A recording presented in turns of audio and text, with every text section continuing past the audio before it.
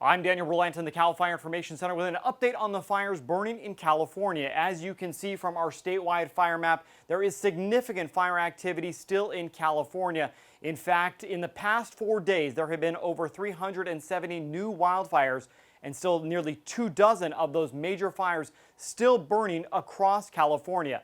62,000 people have been evacuated from these fires, and nearly 100,000 more are under evacuation warnings. If you are in that group or you live anywhere near these fires, it is critical that you are prepared now to evacuate.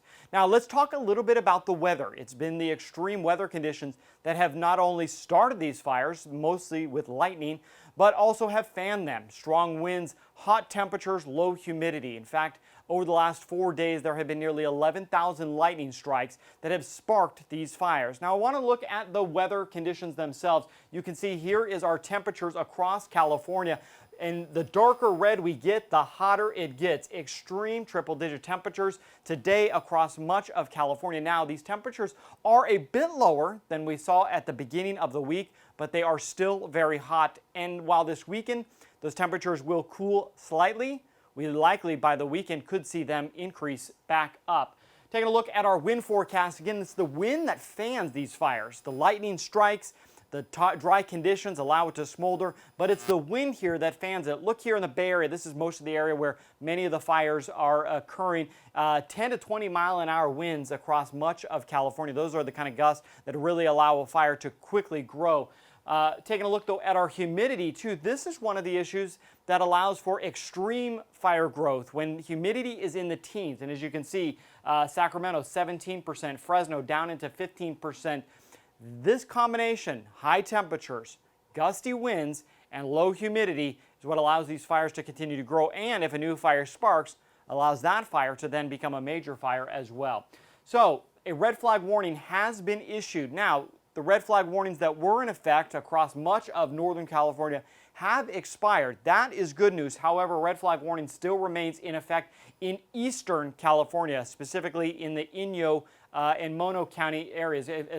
Just up in Mono County is where this red flag warning is, again, on the Eastern Sierra. So if you live in that part of the state, please be extra cautious. But really, even outside of this red flag warning, much of California is at an elevated fire danger. So what can you do right now? First off, let's talk about the heat.